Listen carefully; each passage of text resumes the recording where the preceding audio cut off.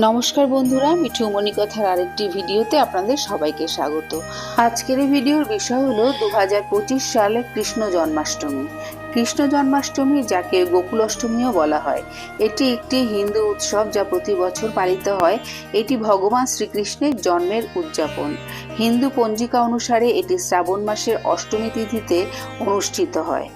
আজকের এই ভিডিও থেকে আমরা জেনে নেব 2025 সালে কৃষ্ণ জন্মাষ্টমী কবে পড়েছে, জন্মাষ্টমীর তিথি কখন শুরু হবে, কখন শেষ হবে, কৃষ্ণ জন্মাষ্টমীর পূজাবিধি কি রয়েছে, তার সঙ্গে আরও জেনে নেব জন্মাষ্টমীতে শ্রীকৃষ্ণকে কি ভোগ নিবেদন করা হয়, আর তার সঙ্গে জানব কৃষ্ণ জন্মাষ্টমীতে সম্পাদিত আচার।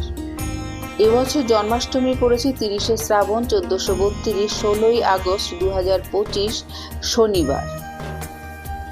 জন্মাষ্টমী তিথি শুরু হবে 15ই আগস্ট শুক্রবার রাত 11:49 থেকে এবং তিথি সমাপ্ত হবে 16ই আগস্ট শনিবার রাত 9:34।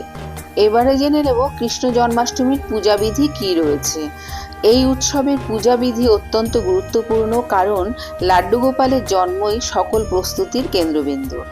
সকালে স্নান করে নতুন পোশাক পরুন, রাতে শ্রীকৃষ্ণের পালঙ্ক বা দোলনা সাজিয়ে পূজার প্রস্তুতি শুরু করুন এবং মন্দির পরিষ্কার করার জন্য গঙ্গাজল ব্যবহার করুন। পুজো শুরু করার জন্য ধ্যান করুন। শ্রদ্ধার সাথে ভগবান শ্রীকৃষ্ণের মূর্তিটি পালঙ্কের উপরে বসান। যদি আপনার পালঙ্ক না থাকে তাহলে আপনি কাঠের চৌকিও ব্যবহার করতে পারেন। দেবতার চরণে জল নিবেদনকে পদ্ম বলা হয়। ভগবানকে অর্ঘ্য নিবেদন করুন, আচমন করুন, যা হলো ভগবানকে জল উৎসর্গ করে পান করার প্রক্রিয়া। ভগবানের স্নান অনুষ্ঠানের জন্য পঞ্চামৃতের 5টি উপাদান দুধ, দই, মধু, ঘি এবং গঙ্গাজল দিয়ে মূর্তিতে ঢেলে দিন। 5টি উপকরণ সংগ্রহ করুন, তারপর প্রসাদ হিসাবে ব্যবহার করে পঞ্চামৃত প্রস্তুত করুন। নতুন পোশাক এবং আনুষঙ্গিক দিয়ে প্রতিমাটিকে সাজান, যাকে দেবতার শৃঙ্গার বলা হয়। ঈশ্বরের কাছে পবিত্র জানু অর্পণ করুন। মূর্তিটিকে মুকুট, অলংকার, ময়ূরপাঙ্খ এবং বাঁশুরি দিয়ে সাজান। দেবতাকে ফুল এবং তুলসী পাতা দান করুন। একটি ধূপকাঠি এবং তেলের প্রদীপ জ্বালান। এবারে জানবো ভগবান শ্রীকৃষ্ণকে কি ভোগ নিবেদন করবেন। ভগবানকে ভোগ হিসাবে মাখন এবং মিশ্রি নিবেদন করুন। ভগবানকে নারকেল, সুপারি, হলুদ, পান এবং কুমকুম দিয়ে তৈরি একটি তাম্বূলম নিবেদন করুন। সমস্ত কিছু প্রস্তুত হয়ে গেলে একসাথে প্রার্থনা করার সময় হাত জোর করে প্রভুর কাছে প্রার্থনা করুন যেন তিনি আপনাকে এবং আপনার পরিবারকে সমস্ত ক্ষতি থেকে নিরাপদে রাখেন। এবারে জানবো কৃষ্ণ জন্মাষ্টমীতে কিছু সম্পাদিত আচার। কৃষ্ণ জন্মাষ্টমী উপলক্ষে ভক্তরা সারাদিন উপবাস করেন।